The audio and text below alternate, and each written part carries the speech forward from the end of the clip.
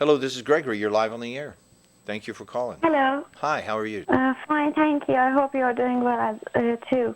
I am. My question is about my OCD. I went to a psychologist 6 years ago, and he said that I have OCD. He was a psychologist, and he gave me pills. 2 weeks, 3 weeks, my whole life changed. It was like that I became a new person. So For 2 or 3 weeks, your life changed for the better? Yes, much more better because I was in a very bad anxiety, stress, OCD, thoughts, a lot of things. Okay, so when you took the pills, did the reason for your anxiety go away? Actually, pills did something chemically in my body. I was not responding to those anxieties, but I don't think it's my problem. No, of course not. It's like the engine light in your car. Most cars have little red lights that go off if there's something wrong with the car to tell you that you should take it to the mechanic. Anxiety is a signal from your subconscious mind that there's something either happening or about to happen that you're not prepared for, and you don't have the wherewithal to deal with it. You don't know how to handle it. It causes an anxious feeling, which is a healthy feeling, to get you moving so that you do something about it, getting ready to deal with this. Fear is a positive thing. It tells you you're not ready. You better get ready. There's what I call natural fear. If you're walking close to the edge of a cliff, it's natural to feel afraid of that. But anxiety is compelling you to take some kind of action to get ready for something. Now, if you just take a pill and you no longer feel the anxiety, there will be a lot of other things that you don't feel either. I became like a robot. For That's example, right. I don't care about feelings that people do. You don't feel the same happiness. You don't feel sadness. You don't feel joy. You don't feel certain levels of love and warmth and togetherness, because it's like there's one valve for all the emotions. When that valve is shut down, all the other emotions are shut down too. You can't just isolate one emotion and say, I don't want to feel that one, but I want to feel everything else. Exactly. It doesn't work like that. For example, don't get so emotional. Exactly like a robot. So you said for 3 weeks I felt okay. It changed my life because you didn't feel the anxiety, and then you began to notice that you didn't feel other things too. Are you still taking the medication? Actually, I continued taking medications for 5 years. Okay. Then I stopped with the pills after 5 years, and it was exactly like everything came back again. All the anxiety came back? Everything. It was exactly at the same time that 5 years ago. It was exactly the same feeling. Okay, so where are we going with this? Because I sense that there's a question, but I am not able to hear. Exactly. I went to the psychiatrist, and the doctor said that no one can be completely okay. Never. And many people have these thoughts, but they don't tell you, like you don't tell anyone. All right. I think he gave you some good advice there. I happen to agree with him. Nobody's completely okay. Everybody's got some anxiety. Everybody's got difficult feelings. Right. Everybody's got something that they have to manage. Part of being an adult, part of being a functional human being in the world is being able to have uncomfortable feelings and still be okay with yourself, still deal with the world. Wanting to escape every uncomfortable feeling, if your life is about being comfortable, then I promise you, you are going to have a very uncomfortable life.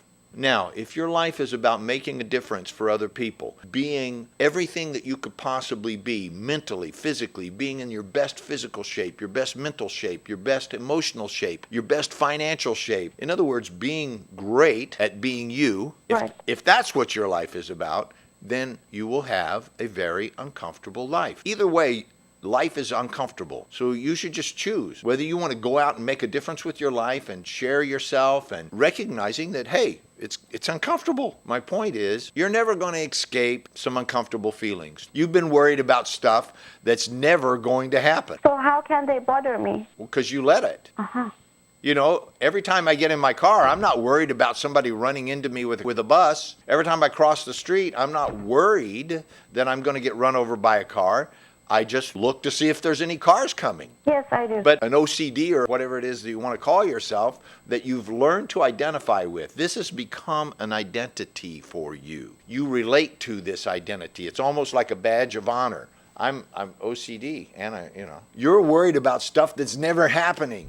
And if it did happen, there's nothing you can do about it anyhow. Something got repeated again and again that you had absolutely no control over. It's not your fault, and you didn't know when it was going to happen again, and it did. And it threw your system into a state of shock so that your brain would keep functioning and your heart would keep functioning and your lungs would keep breathing. It was a biological response, and at that time all the copper in your system peaked to give your brain extra energy to deal with an emergency situation, and neurosynapses were developed, neural syntax were developed all over your brain and your neurological system, like that, and you found that that helped you survive.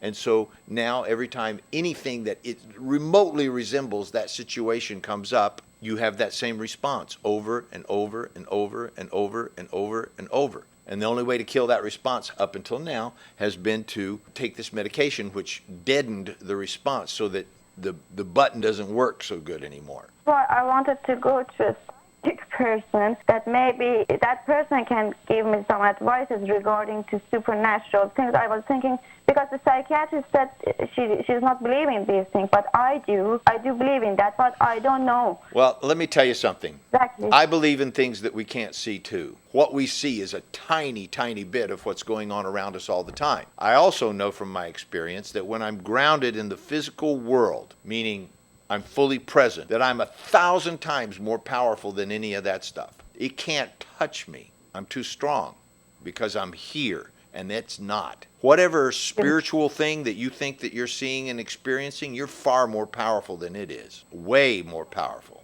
How could it first time bothered me? It bothers you because you let it. You leave the door open to it. You entertain it, even by talking about it. Okay. You talk about it, you worry about it, you think about it, you imagine it, instead of going, back off. Yes, I understand that. Okay? Now I get the point. Thank you so much. Yeah. Are there entities there that may or may not impinge upon your everyday consciousness? Tell them to back off. You got better things to do. And then do something that gets you grounded in the physical world. That's why things like yoga, dance, martial arts, going to the gym, all of those things are very good for you because they give you a physical presence in the world. You're probably what they would call a sensitive. You're sensitive to things. You feel things that other people don't feel. Yes. Yeah, I feel things that other people don't feel too, but what makes me powerful is that I'm very grounded in the physical world. I'm suggesting you do something like hard work. Do something that makes you sweat. Do something that makes your muscles hurt so that you get physically in the world. Do you understand? Exactly. Put my feet on the ground. You're not grounded. Yeah, you need to have a strong root like a tree and hangs on, and then when some metaphysical feeling, energy, being, thought form comes around you, it just doesn't stand a chance. There's no opening for that. You decide from your strong physical, psychological, emotional, powerful self-construction, you decide what you will entertain or not. And when you will only entertain, when you will only allow to influence you positive, beautiful, powerful energy, God-like energy, something that is inspiring, something that moves you to tears and makes your heart feel love, when you will only listen to that, then all others will go away and only that will come to you. I had to choose a long time ago that I'm going to only listen to that which is powerful, which is noble, which is honorable, which makes me feel love. I can hardly talk about it without crying because it's so powerful. It deeply moves me. It is my life source itself, and I will only listen to that. Yes, and when you will only listen to that, then it will fill you up, and nothing stands a chance. Yes, it's like trying to shine a understand candle on the sun. You can't touch it, okay? Okay, yes, I got the point. Thank you very much. Thank you so much. Yeah, you got it. Thanks for your call. Thanks for your trust. Yeah, thank you so much. Have a nice day. You're welcome. Goodbye.